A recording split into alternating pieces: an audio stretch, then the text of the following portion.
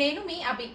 ఈరోజు మన ఛానల్లో అయితే నేను ఒక వెరైటీ ఫ్రై అయితే చూపించబోతున్నాను. దానికంటే ముందు మన ఛానల్ని సబ్స్క్రైబ్ చేయండి, ప్లీజ్ సపోర్ట్ అస్. ఇవి వచ్చేసి పాంఫ్రెట్ ఫిషెస్ అన్నమాట. ఇప్పుడు మనం దీన్ని ఫస్ట్ మ్యారినేట్ చేసుకొని తర్వాత దీన్ని ఫ్రై చేయాలి, ఓకేనా? మనం నార్మల్గా ఇంట్లో ఫిష్ ఫ్రై చేసుకుంటూ ఉంటాము, బొచ్చెలని, కొరమేను అని, అలా చాలా ఉంటాయి కదా. సో నేనైతే ఫస్ట్ టైం ఇలా మొత్తం ఫిషే అయితే ఫ్రై చేయబోతున్నాను. ఎలా ఉంటుందో చూద్దాం. అసలు ఫిష్లు ఎంత కడిగినా సరే ఈ కంపు వాసన అయితే పోదు.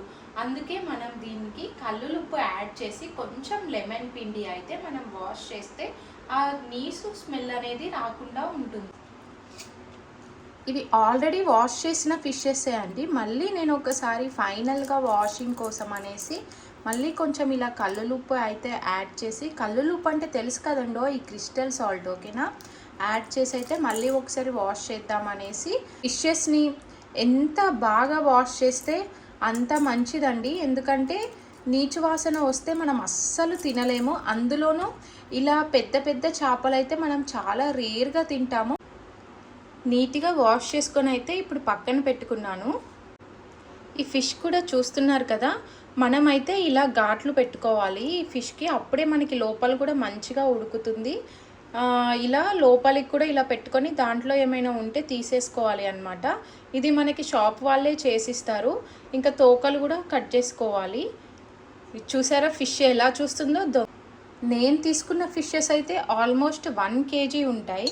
ఇప్పుడు ఒక మిక్సింగ్ బౌల్ తీసుకొని దాంట్లోకి ఆ 1 kg ఫిష్కి సరిపడా మిక్చర్ని అయితే మనం తయారు చేసుకోవాలి. పసుపు, నీచుకూర కాబట్టి కారము ఎంత ఎక్కువ వేసుకుంటే అంత బాగుంటుంది. ఇంకా ఏ నాన్ వెజ్కైనా సరే కారం అనేది మాత్రము ఎక్కువ ఉంటేనే దాని టేస్ట్ అనేది వేరే లెవెల్ ఉంటుందబ్బా. మీలో ఎంతమందికి ఇలా నాన్ వెజ్ తినేటప్పుడు ముక్కు కారుతూ ఉంటుంది? చాలామందికి కారుతుంది కదా. ఉప్పు కారం వేసుకున్న తర్వాత అంతే, ఇప్పుడు మసాలా కూడా యాడ్ చేసేయాలన్నమాట. మసాలా యాడ్ చేసిన తర్వాత ఇంకేముంది, అన్నిటికీ రారాజు ఈ అల్లం వెల్లుల్లి పేస్ట్ అనేది యాడ్ చేసుకోవాలి.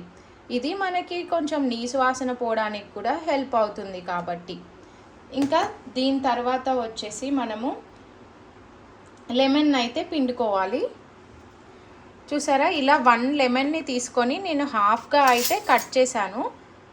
ఇప్పుడు దీన్ని పిండుకుందాం.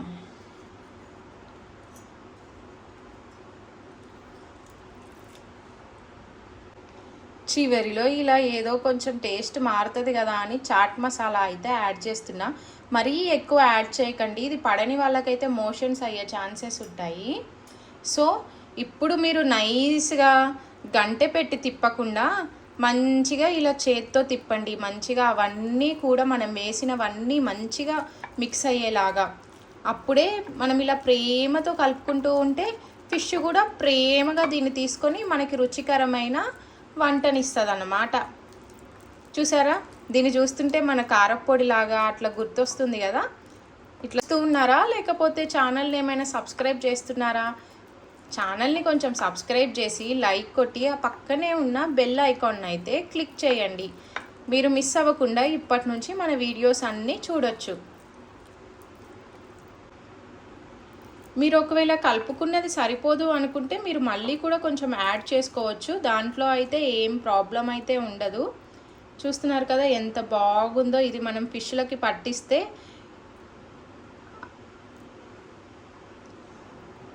ఫిష్లకి పట్టించి తర్వాత 1 hour ఫ్రిడ్జ్లో పెట్టి ఫ్రై చేసుకొని తినాలి.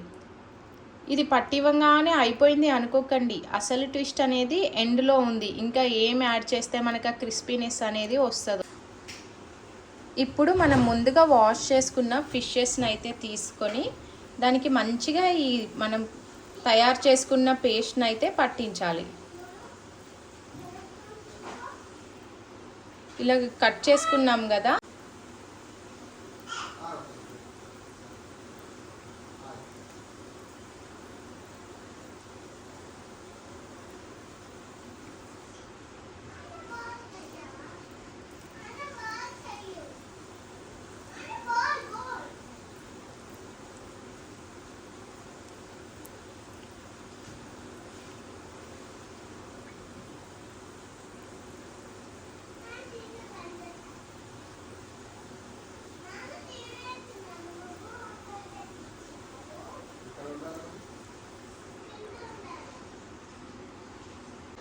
చూసారా, మ్యారినేట్ అయితే చేయడం అయిపోయింది.